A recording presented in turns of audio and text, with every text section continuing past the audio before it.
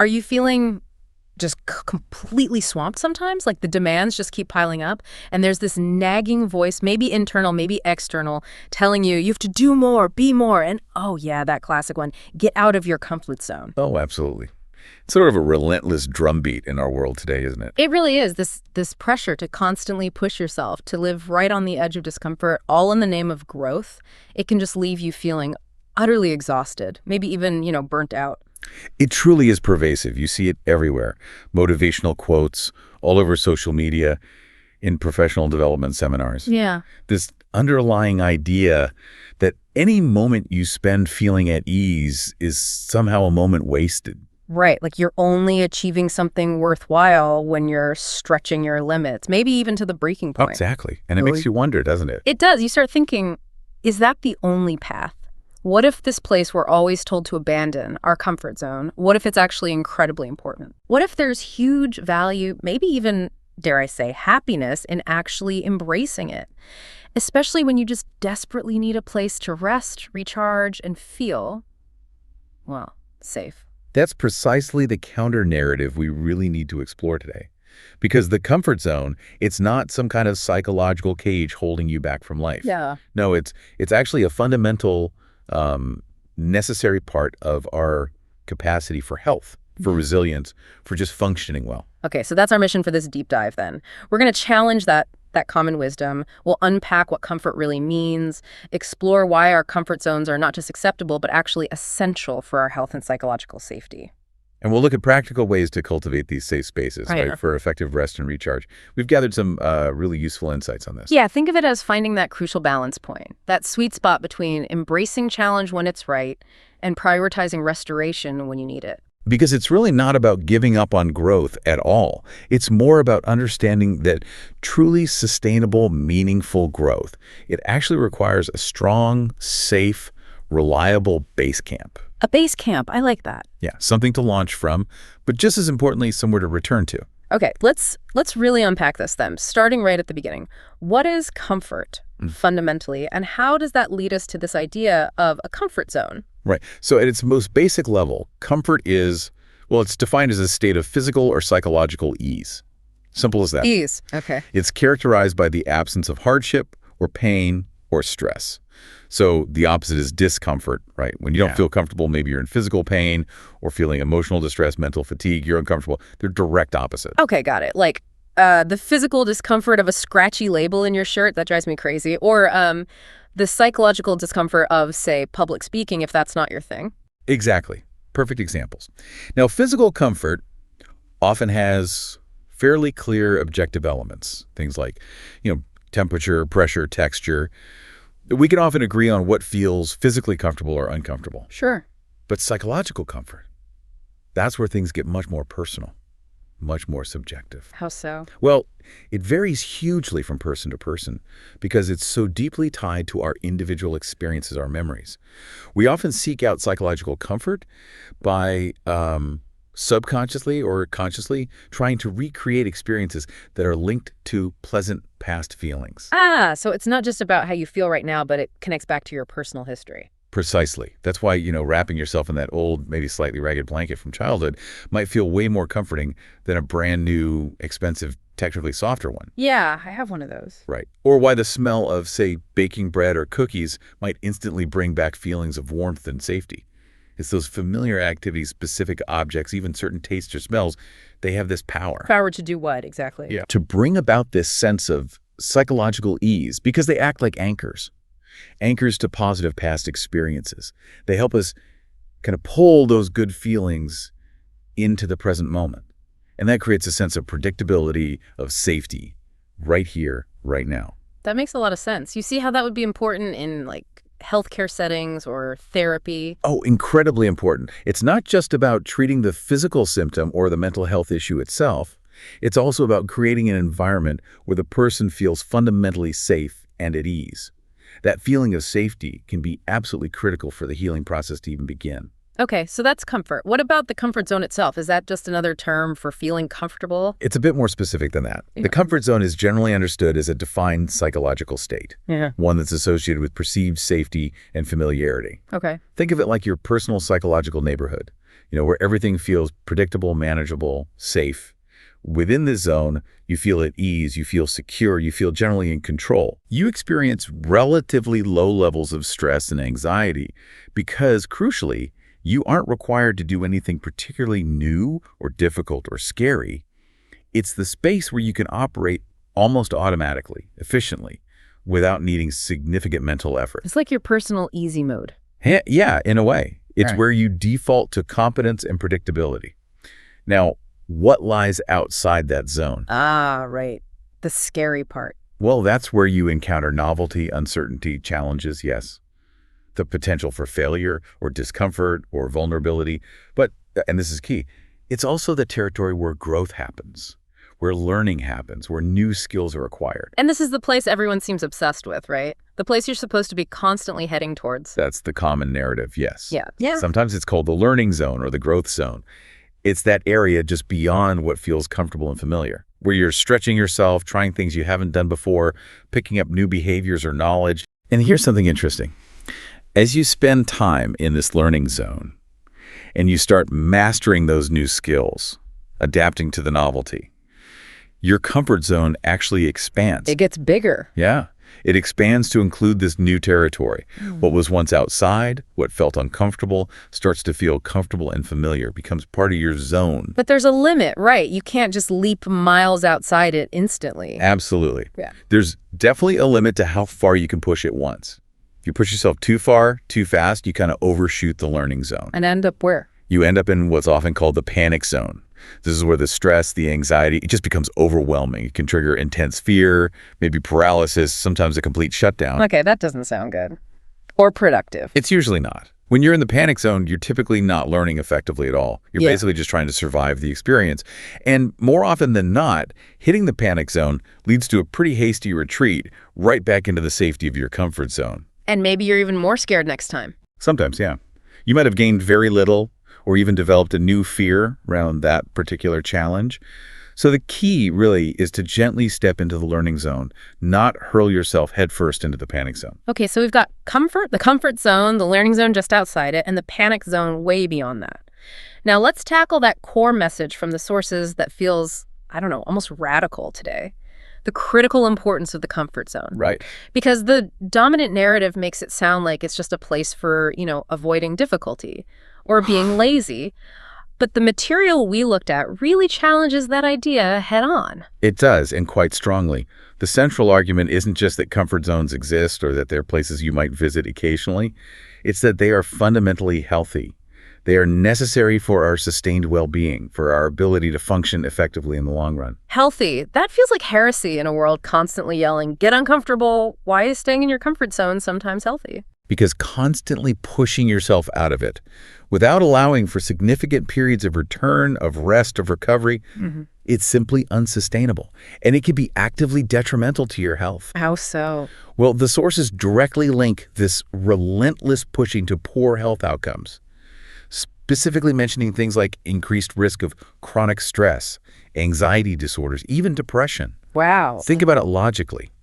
If your body and mind are perpetually in a state of high alert, constantly facing novelty or perceived threat, they never get a chance to downregulate, to restore themselves. You just wear yourself out. Exactly. Ignoring those signs, the signs that you run down, mentally fatigued, overly stressed, and just telling yourself to push through, maybe telling yourself you're just being lazy or need discomfort to grow, that has very real physical and mental consequences over time. So it's less like a prison keeping you trapped and more like, I don't know, a hospital room for healing. Or maybe a refueling station for a car. Both are great analogies. Frame it as a healing zone or a safe base camp. When you start recognizing those signs of depletion in yourself, maybe you're constantly irritable, you can't focus, you've got physical tension like knots in your shoulders, or you just feel utterly overwhelmed by everything. Yeah. Giving yourself explicit, conscious permission to retreat into the safety and familiarity of your comfort zone, that isn't a sign of failure or weakness. Not at all. It's self-care. It's a profound act of self-awareness and self-preservation. It's recognizing, okay, I need to replenish my resources right now. And this constant pressure to push, where does it really come from? Is it just us being hard on ourselves? Well, some of it might be internal, but a huge part of it is external. It's amplified by our modern culture, for sure. There's this dominant, productivity-centered narrative. The hustle culture. Exactly. It glorifies constant self-improvement, visible achievement, always being on. And it often overlooks the complex societal factors that contribute to stress and burnout in the first place. It puts the entire burden of success or failure squarely on the individual's shoulders, on their willingness to perpetually strive and push boundaries. The message is basically, if you're not grinding, if you're not doing something new and difficult all the time, you're somehow falling behind, or you're just not trying hard enough. Precisely. And that naturally leads to that feeling of inadequacy we touched on earlier, like you're never quite enough if you're not constantly achieving or feeling uncomfortable. Yeah. It's exhausting just thinking about it. It fuels this kind of chronic restlessness, doesn't it?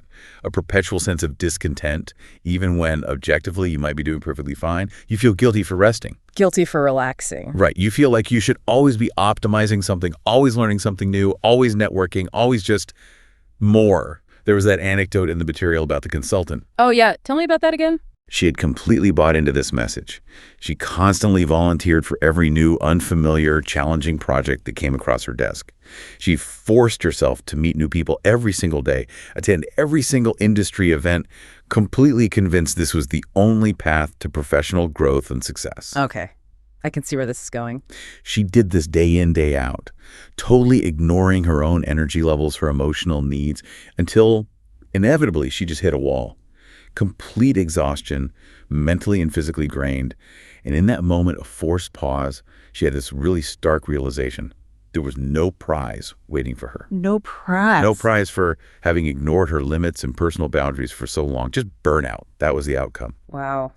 That story, I think a lot of people can probably relate to that feeling. It's like we're trained to believe discomfort is the only valid state for making progress, and comfort is somehow the enemy. But the material argues the exact opposite.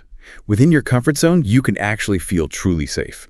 You can lower your guard. You can just be authentically yourself without that constant pressure to perform or adapt or be on for everyone else. It sounds like a place you can actually hear yourself think. It is. It's a space where you can quiet down the external noise, quiet down that internal critic maybe, and truly focus on what genuinely works for you.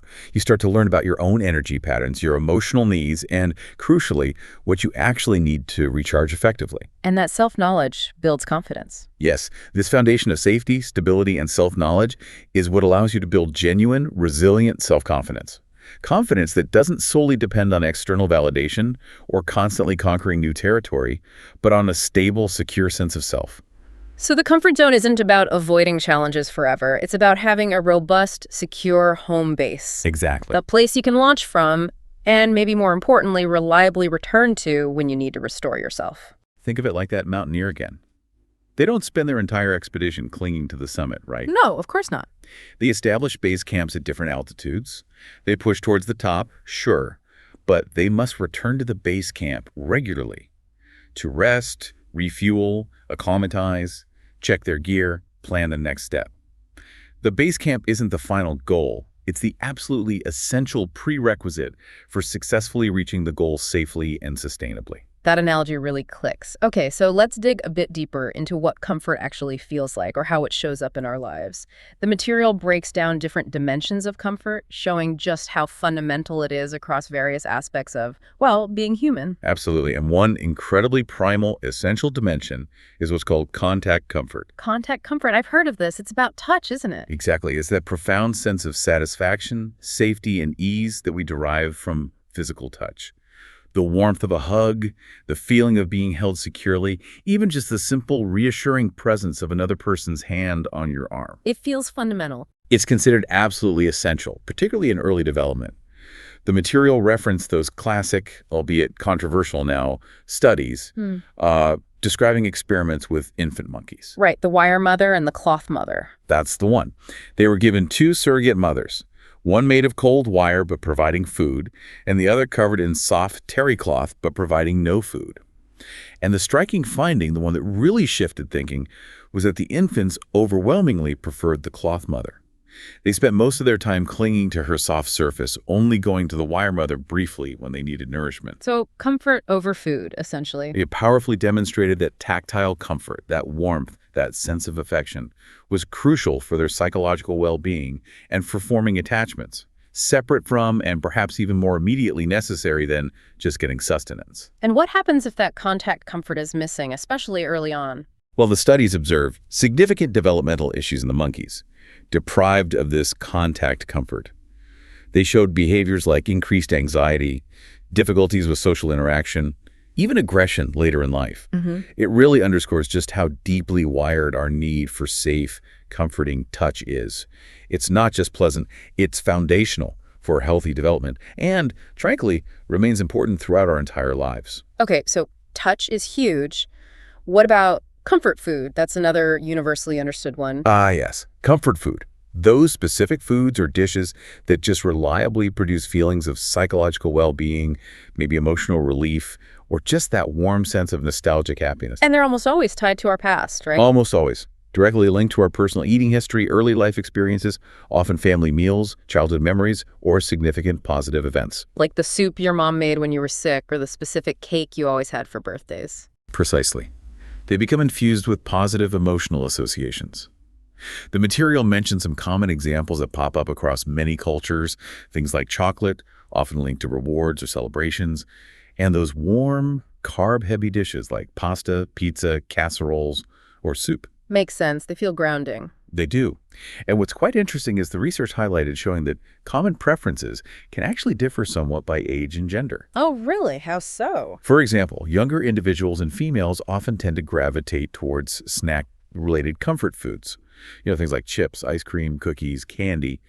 Whereas older individuals and males, on the other hand, tend to prefer more meal-related comfort foods. Think steak, burgers, casseroles, a hearty bowl of soup. Huh.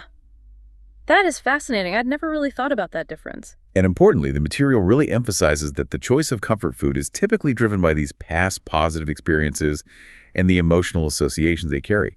It's not solely about current physical hunger or nutritional needs. It's about the feeling it brings back. Exactly. It's about the feeling the food evokes, the memory it triggers, the sense of safety or connection it represents. Okay, so we've got contact comfort and comfort food, both very fundamental. What about the physical environment around us? That must be a huge source of comfort or discomfort. Oh, absolutely. Huge.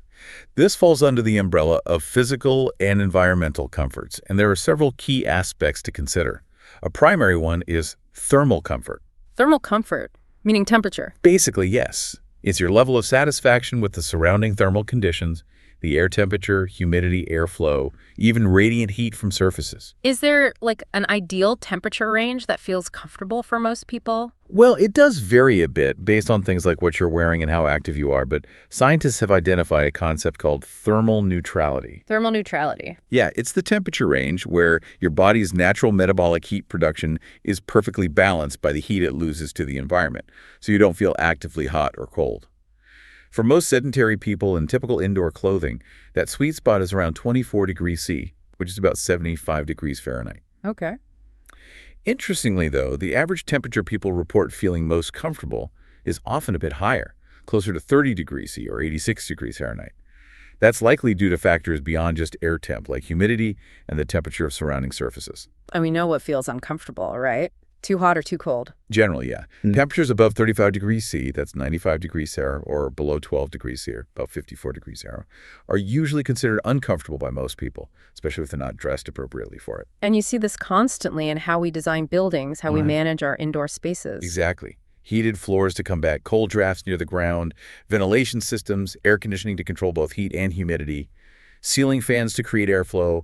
All these technologies are fundamentally aimed at achieving thermal comfort for occupants. Okay, what about clothing? That's another major daily factor in comfort, isn't it? It's about way more than just covering up. Oh, definitely. Clothing comfort is really complex. It's this intricate interaction between the garment itself, your body, and the environment you're in. It addresses how what we wear meets various comfort needs beyond just basic protection. Like how it looks. That's part of it, yeah. There's the aesthetic dimension, the style, color, fit, which contributes to our psychological and social comfort, how we feel about ourselves, how we think others see us. But then there's thermophysiological comfort, which is critical for physical ease. Thermophysiological. Yeah. That sounds like managing body temperature and sweat. Precisely. It's all about the clothing material's ability to help your body maintain its optimal thermal balance and moisture balance with the surrounding environment. So does it let sweat evaporate? Does it trap air for warmth? Exactly those things. The type of fiber used makes a huge difference. Natural fibers like cotton or wool often breathe and handle moisture very differently than synthetic fibers like polyester or nylon. Choosing the right material for your activity level and the climate is absolutely key to thermophysiological comfort. It prevents you from feeling clammy or too hot or too cold. Yeah, avoiding that damp, sticky, miserable feeling when sweat can't evaporate. That's huge for comfort. That's directly linked to what's called moisture comfort, basically, avoiding the sensation of wetness or dampness on your skin because the fabric isn't transporting moisture away effectively. Okay. And then there's how it feels on the skin. Right, tactile comfort. That's all about how the fabric feels directly against your skin. Is it smooth, soft, and pleasant, like maybe silk or a brushed fleece? Or is it rough, stiff, or scratchy, like some coarse wools or certain synthetic blends? This sensation is very individual, too. What feels scratchy to one person might be fine for another. And finally, pressure comfort. What's that about? This relates to the sensory response your body has to the physical pressure of the clothing on you. It's influenced by the fit. Is it tight, loose, just right? Also the garment structure and the stretchiness of the material. Like how jeans with stretch feel different from rigid denim. Exactly. Yeah. A fabric with lycra or elastane might feel more comfortable because it moves with you and distributes pressure more gently compared to something really stiff or constricting. So snugness, looseness, the weight of the fabric, its stiffness, all these contribute to this sense of pressure comfort. It's actually incredible how many layers of comfort are involved just in getting dressed in the morning. Who knew? It truly is when you break it down. And beyond touch, food, temperature, and clothing, the material also briefly touched on other important environmental comforts, like visual comfort. Visual comfort, like lighting. Primarily, yes. Yeah. Your satisfaction with the visual environment. It's about having sufficient and appropriate lighting for whatever task you're doing, but also about avoiding things like glare or excessive brightness or dimness, all of which can cause eye strain and discomfort. Yeah, trying to work under harsh fluorescent lights all day, or straining your eyes in a dimly lit room, not comfortable. Exactly. And similarly, acoustic comfort means that the noise levels in your environment are acceptable. Not so loud that they're harmful or distracting, or that they interfere with your ability to communicate or concentrate. And respiratory comfort, air quality. Precisely. The quality of the air you're breathing, whether indoors or outdoors. Is it free from pollutants, allergens, or irritants that could cause discomfort or pose health risks? Indoor air quality, or IAQ, is a big focus there. So it's really clear that comfort is this complex, multi-layered experience. It touches on physical sensations, emotional states, our memories, our surroundings. Recognizing how fundamental all these aspects are really helps us appreciate why having places where we can reliably achieve these states of ease is so important. Which brings us perfectly to the next logical step, the idea of actively building your personal safe space. This seems like a really practical, tangible way to ensure you have that necessary retreat for the effective recharge we were talking about earlier. It sounds like creating a sanctuary for yourself. That's exactly the idea behind it. A safe space is envisioned as a sanctuary. It can be a specific physical place, or it could be purely mental, a refuge within your own mind. But the key is that it's a place where you feel free from external judgment, free from pressure, free from threat. And it's essential for well-being. Considered absolutely essential, yes, for mental and emotional well-being. It provides a reliable source of solace, of security, and it's a dedicated place to recharge your batteries when you feel depleted. Okay, so how do you actually go about creating a physical safe space? If someone listening wants to do this, where do they even start? The material offered some very concrete, actionable steps. First step, choose a specific place. Location, location, location. Yeah. It could be an entire room in your home if you have the space. Okay. Or just a particular corner of a room. Or even just a favorite, really comfortable chair that feels uniquely yours. The key is that you consciously designate this spot as your personal sanctuary. So claim your space. What's next? Ensuring privacy is really crucial. It needs to be a place where you can reasonably minimize interruptions and distractions from other people, pets, or just the general bustle of the outside world. Okay. Privacy, then comfort. Then definitely prioritize physical comfort within that space. This means things like cozy furniture, soft cushions, maybe some plush blankets you love, basically. Anything that makes your body feel physically at ease and relaxed when you're there. Surrounding yourself with physical softness and ease. Makes sense. Exactly. And personalization is also vital. You want it to feel like your sanctuary, right? Sure. So fill the space with meaningful items, maybe photographs that make you happy, artwork you love, small objects that resonate with you or evoke positive memories, things that simply make you smile. These personal anchors help ground you and really enhance that feeling of safety. Create a calming atmosphere, too. Yes, create a sense of tranquility through managing the environment, perhaps using soft, calming lighting, maybe lamps instead of harsh overheads, choosing soothing colors for any decor in that area, and maybe incorporating calming scents like lavender, eucalyptus, or chamomile through things like diffusers or candles, if you enjoy that. Making it a multisensory experience designed specifically for calm. Precisely. Also, ensure it's accessible. Make it easy for you to actually retreat to this space whenever you feel the need. Don't make it hard to get to. Good point. What about other people? Yes. Importantly, consider setting some clear boundaries with others in your household or in your life about your time in this space. Communicate gently but firmly that this is your designated time and place for well-being, and ask for their understanding and respect for your solitude during those times. That can be tricky, but necessary. I particularly like the suggestion about making it a tech-free zone during your relaxation time there. Oh, highly recommended. Really try to disconnect from screens, phones, tablets, laptops. Turn off notifications. Avoid emails, social media.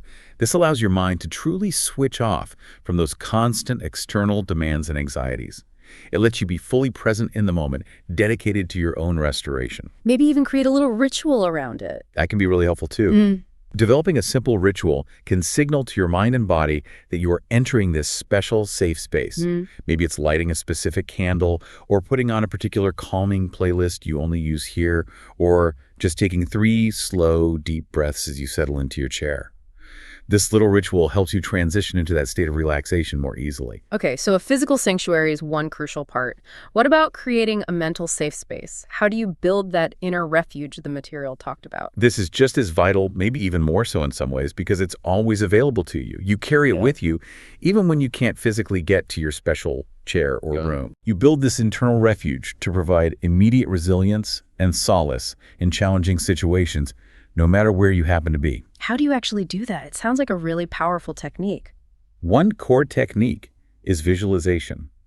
This involves consciously, vividly imagining a serene and calming place within your mind. Like a happy place. Exactly. It could be a real place you love, maybe a quiet beach you've visited, a peaceful forest clearing, a cozy cabin by a lake, or it could be an entirely imaginary scene that feels good to you.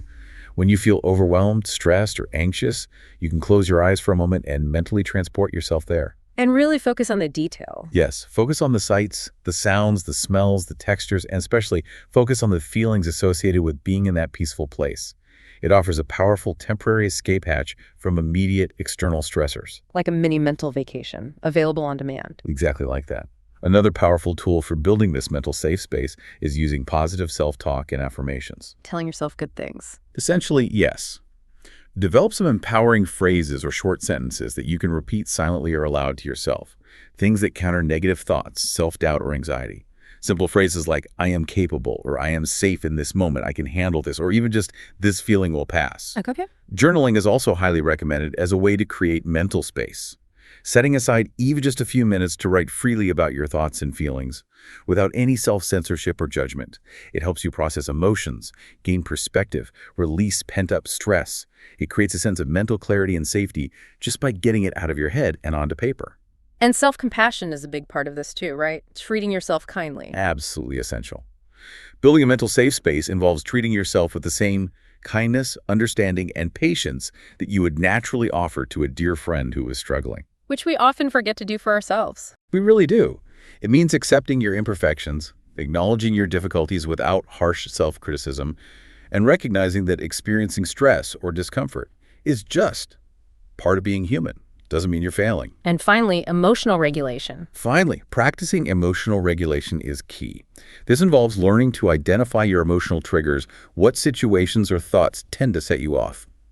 understanding the patterns of your reactions, and practicing emotional intelligence, developing skills to respond to challenging situations more skillfully, so you can maintain that inner sense of calm and safety rather than feeling completely overwhelmed by intense emotions every time. It really sounds like building these outer and inner safe spaces isn't just about finding comfort in the moment. It seems fundamentally about building a strong foundation of resilience and self-trust for the long haul. They're deeply interconnected, absolutely. Cultivating both your physical sanctuary and your mental refuge provides you with reliable resources.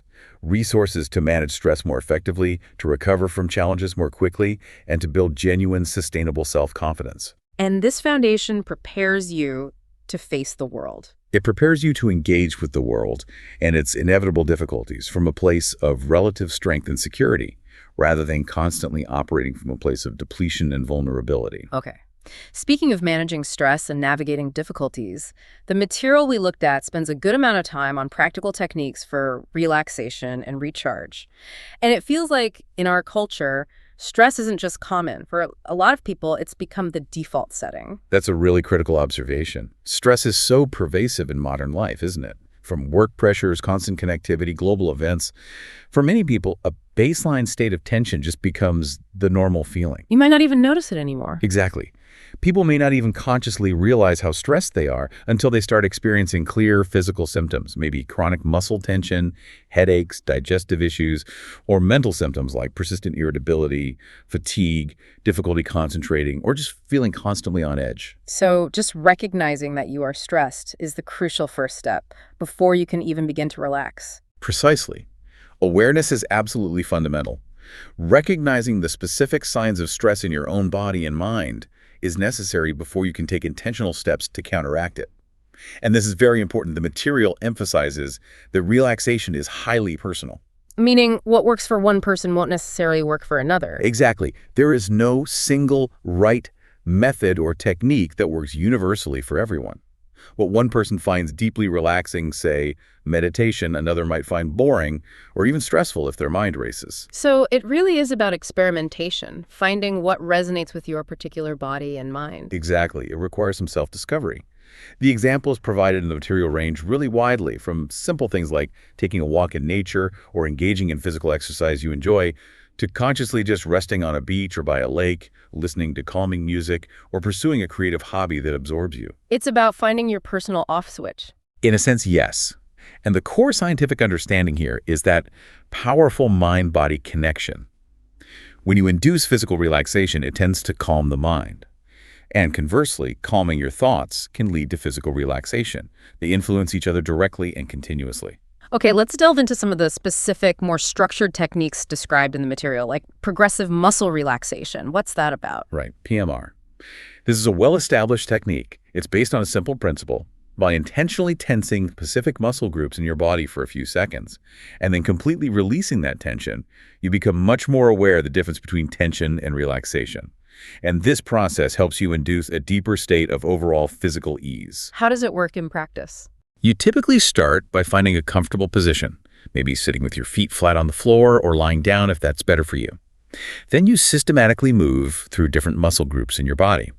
For each group, you tense the muscles strongly, but without straining, hold that tension for maybe 5 to 10 seconds, really noticing the sensation, and then you release it completely. Could you give an example, say with your hands? Sure. You'd start with one hand, maybe stretch your fingers out wide and simultaneously make a tight fist.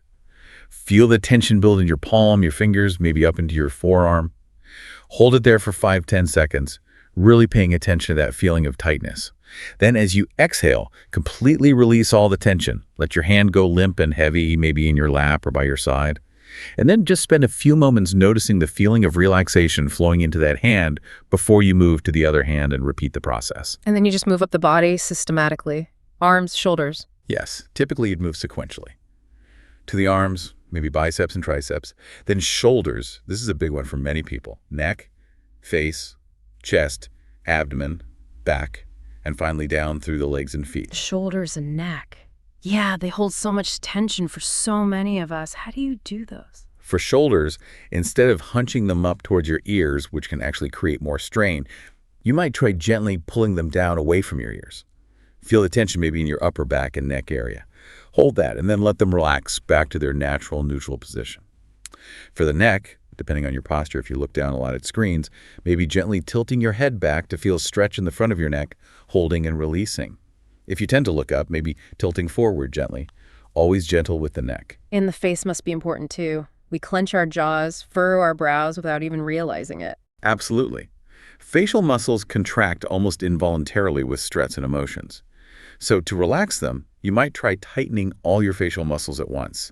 Squeeze your eyes shut tight, wrinkle your nose, tighten your jaw, purse your lips like you're biting into something incredibly sour or making a funny face. Feel all that tension, hold it for a few seconds, and then just let all the muscles completely relax. Let your face go slack.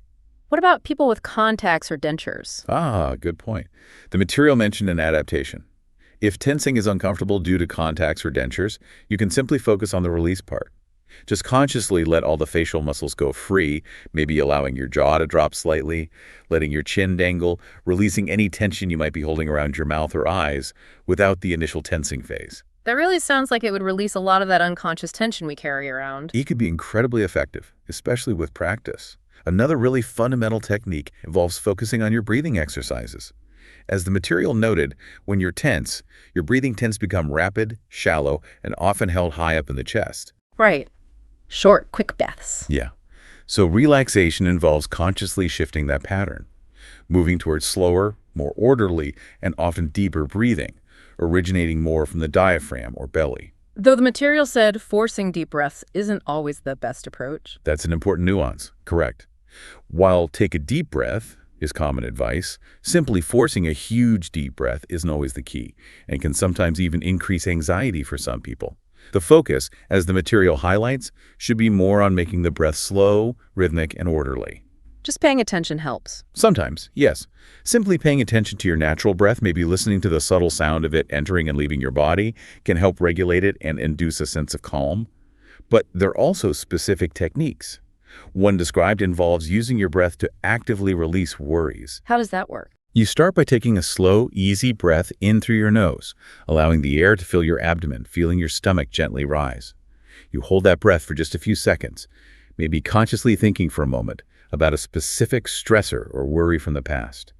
Then, as you exhale slowly and completely, perhaps through your mouth, you visualize that past stress leaving your body with the breath. Okay. Then you repeat the process for a second breath. This time, as you inhale and hold, you focus on a present worry or concern. And again, release it completely as you exhale. On the third breath, you focus on any future anxieties or fears you might be holding and release those with the exhale.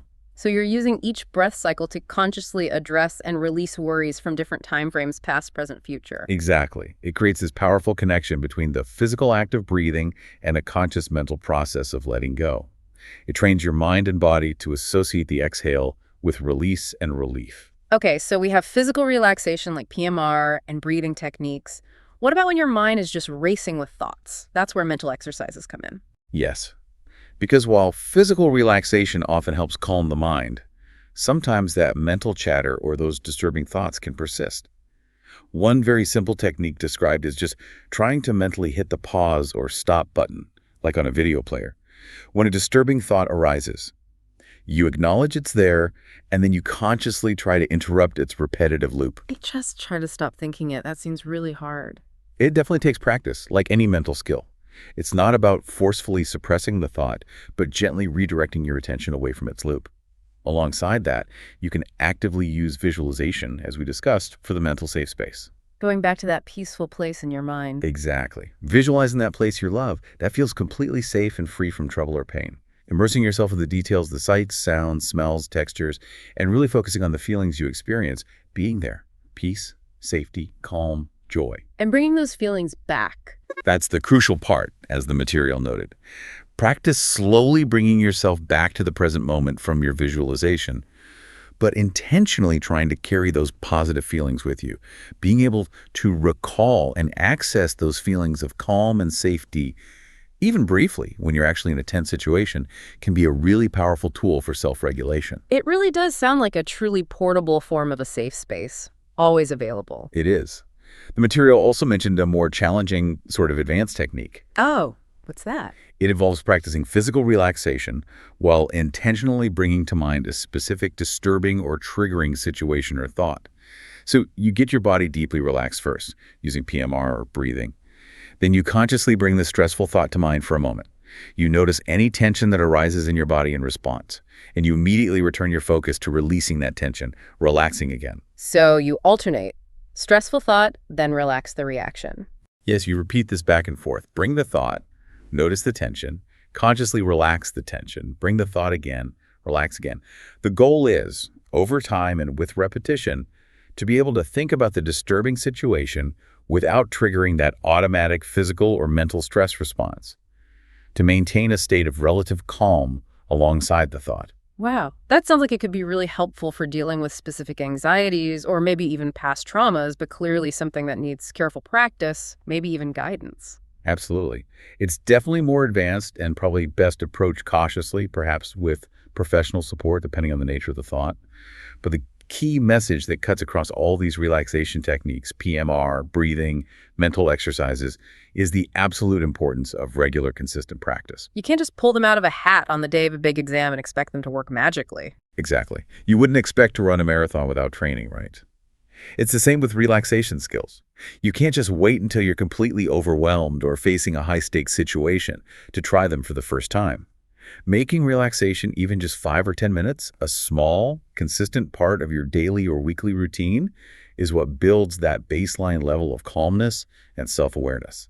So it becomes a skill you have readily available. It equips you with the skills, the muscle memory almost, to handle stressful moments much more effectively when they inevitably arise. The material also made a good point linking this to sleep. Chronic tension often messes with sleep quality. Learning to relax consciously can really improve your ability to fall asleep more easily and get more restorative rest. So relaxation isn't just some passive indulgence. It's really an active skill set you need to cultivate and integrate into your life for overall resilience and well-being. Precisely. It builds that essential base, that foundation of safety, security, and self-knowledge that we discussed earlier as being so crucial. Which brings us right back around to the comfort zone debate. If we're emphasizing that the comfort zone is healthy, it's necessary for recharge, it's our base camp. How does that square with the widely accepted idea that growth only happens outside it? Isn't that a contradiction? It might seem like one at first glance, but no, not really. This is where we need to sort of reframe the whole concept. The material strongly argues against this simplistic all-or-nothing view where you're either stagnating comfortably in your zone or you're constantly leaping into the terrifying unknown outside it. There's a middle ground. There is. And the core idea is that staying within your comfort zone or intentionally returning to it for rest and recovery doesn't automatically mean you're staying still or ceasing to grow. The really powerful idea presented was this. It's not necessarily about jumping out of your comfort zone forever. It's about widening your comfort zone so far that your goal eventually fits comfortably inside. Widening your comfort zone. I really like that framing. It feels much less intimidating, much less like you have to abandon safety than escaping it. Doesn't it? It shifts the whole perspective. It's not about leaving something safe behind. It's about expanding your own territory of safety and competence. And the material actually provides a practical method for taking action from within your comfort zone to gradually, sustainably expand it outwards. Okay, how does that work? The approach is pretty simple in concept, but it does require patience. You take one tiny, manageable step just outside the current boundary of your comfort zone. This step should feel slightly uncomfortable, maybe a little awkward or uncertain, but crucially, not terrifying or overwhelming. Aiming for the edge of the learning zone, not the panic zone. Exactly. You experience that mild discomfort, you learn whatever lesson is there, and then this is key. You consciously return to the safety and familiarity of your comfort zone to process what happened, integrate the learning, and regain your sense of equilibrium. So it's like dipping your toe in the water to test the temperature, then pulling it back to adjust. That's a perfect analogy. You get comfortable being just a little bit uncomfortable. And here's the magic the material describes. Each time you successfully take that small step outside, experience the mild discomfort, learn from it, and return to process. That little bit of formerly uncomfortable territory starts to feel less threatening. It becomes integrated into your comfortable zone. Your boundary actually moves outwards. Exactly. Yeah. Your boundary expands just slightly to include it. And each mastered step makes the next small step outside feel slightly easier, slightly less intimidating. It's this iterative process. Take tiny, manageable steps, consolidate your comfort, take another tiny step that gradually and sustainably multiplies your comfortable territory over time. So those big, scary, seemingly impossible goals, they don't require one massive, anxiety-inducing leap into the absolute unknown after all. Absolutely not. That often just leads to hitting the panic zone and retreating anyway. The materials suggest a much more practical framework for tackling those intimidating goals. How do you break them down? You start with that big, scary objective, the one that feels completely out of reach from where you are right now. Then you break it down into smaller, intermediate goals, chunks that feel less terrifying, more digestible. And then this is the crucial part. You break those intermediate goals down even further into tiny, actionable steps. Steps that feel manageable, maybe even steps that do fit comfortably within your current comfort zone, or just that tiny, slightly uncomfortable step beyond the edge. And you begin by taking those smallest, most manageable steps first. That is the absolute key. You start with what feels comfortable, or only mildly uncomfortable. Remember that dartboard analogy mentioned? Right, the bullseye is the comfort zone. Your current comfort zone is the bullseye. The learning zone is the first ring just outside the bullseye, and the panic zone is further out. The method isn't to just wildly throw darts hoping to hit the outer rings. It's to aim for the bullseye. Then take a small, deliberate step to just touch the very inner edge of that first ring. You practice hitting that spot until it feels familiar, until it feels like part of the bullseye. And then that first ring becomes part of your expanded comfort zone. Exactly. And now the next ring out becomes your new achievable learning zone. Yeah. And you just repeat the process, expanding outwards gradually. Like the running example you mentioned earlier in the material, if your big, audacious goal is to run a 50K ultramarathon, which sounds completely insane if you're currently, say, a non-runner. Right. From the starting point of non-runner, a 50K is way, way out in the panic zone. Feels impossible. Yeah. But you apply this framework. An intermediate goal might be just completing a half marathon, still a big challenge, but maybe feels less terrifying than 50K. Okay. Then you break that half marathon goal down into steps that feel manageable from your non-runner starting point. What fits in or near your comfort zone now? Maybe just walking for 30 minutes consistently every day. Then maybe alternating walking and running for very short periods every other day.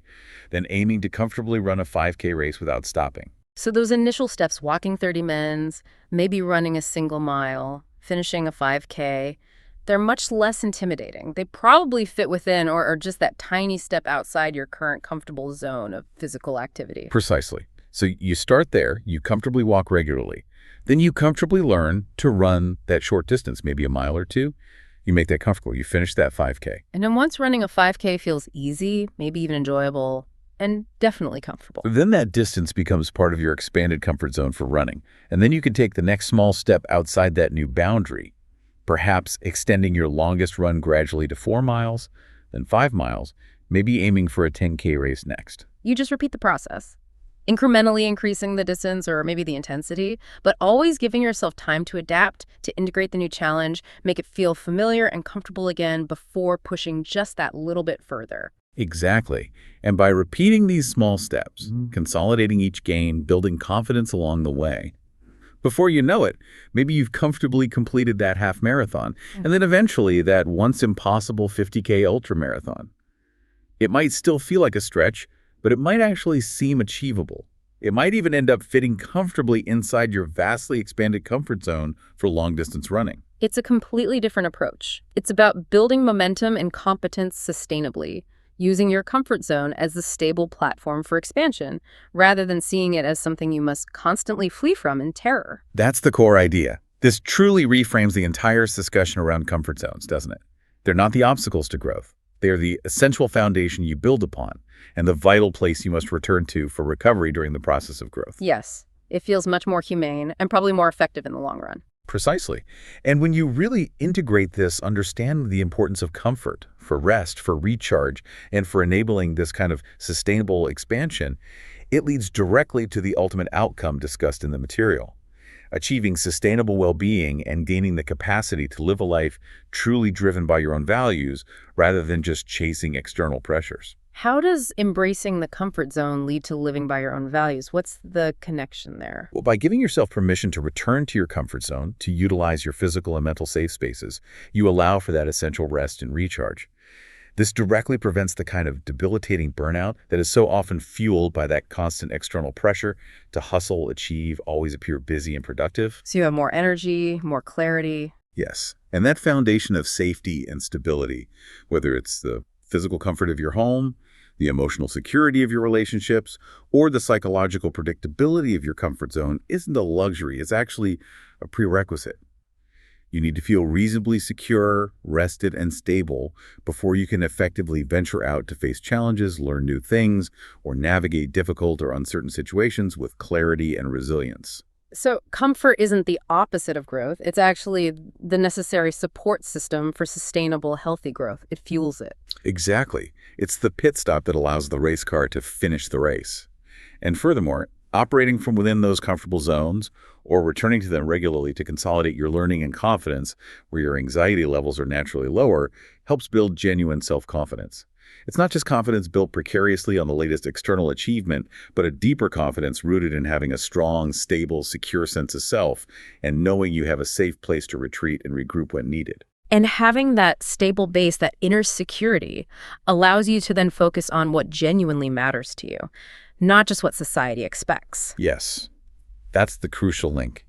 With that foundation of safety, stability, and the increased self-awareness that comes from honoring your need for rest, you are much better equipped to identify and pursue goals that are truly value-driven for you. Like what kind of goals? Things like prioritizing your physical or mental health, nurturing your relationships with family and friends, pursuing personal fulfillment through hobbies, creativity, or learning just for the joy of it. Or maybe contributing to your community in ways that feel meaningful to you. It allows you to shift away from solely chasing external validation, the next promotion, the bigger house, the social media likes, or trying desperately to live up to someone else's definition of enough. It shifts the focus from external achievement metrics to building internal resilience and living a life that feels aligned with what you actually care about deep down. Ultimately, that is the profound shift this perspective offers. The material reiterates this key point again and again. Rest and recovery are not stagnation. They are not signs of weakness or laziness. They are essential prerequisites for sustainable growth, for navigating life's inevitable challenges effectively, and for truly becoming your most resilient, grounded, and authentic self. A self that is clear on what truly matters. And has the energy, the stability, and the confidence to actually pursue it. This has been such an incredibly insightful deep dive. It really provides a powerful and, frankly, much-needed challenge to that ubiquitous, always get out of your comfort zone mantra that we hear constantly. It really highlights the critical importance of recognizing, honoring, and actively cultivating our very real, very human need for ease, safety, and recovery. It's not a bug, it's a feature. So if we were to bring it all together, the big takeaway seems crystal clear. Your comfort zone is not some track you must constantly try to escape. Not at all.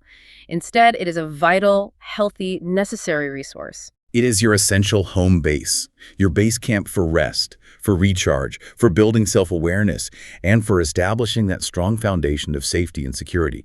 It's the place where you naturally reduce stress, where you consolidate learning and integrate experiences, and where you prepare yourself effectively for future challenges, whatever they may be. The key lesson, then, from this journey through the material seems to be finding that dynamic, intelligent balance. It's about knowing when it's healthy and beneficial for you to venture out gently into the learning zone for growth, for new experiences, for challenges. Yes, that outward movement is important. But it is absolutely critically essential to also know when and how, and frankly, to have the courage and self-compassion to return to your comfort zone and your personal safe spaces, to heal, to rebuild your energy, and to recharge. Both movements, the venturing out into mild discomfort and the intentional restorative rest and comfort, they are not opposing forces fighting against each other. They are crucial, interconnected, and equally valuable parts of a truly fulfilling, healthy, and sustainable life. That leaves me with a really compelling question to leave you, the listener, with today. Something to perhaps mull over. What one small step could you take today, not necessarily out of your comfort zone into something scary, but perhaps a step within your existing comfort zone to make it an even more intentional, more peaceful, and more powerful place of restoration for yourself?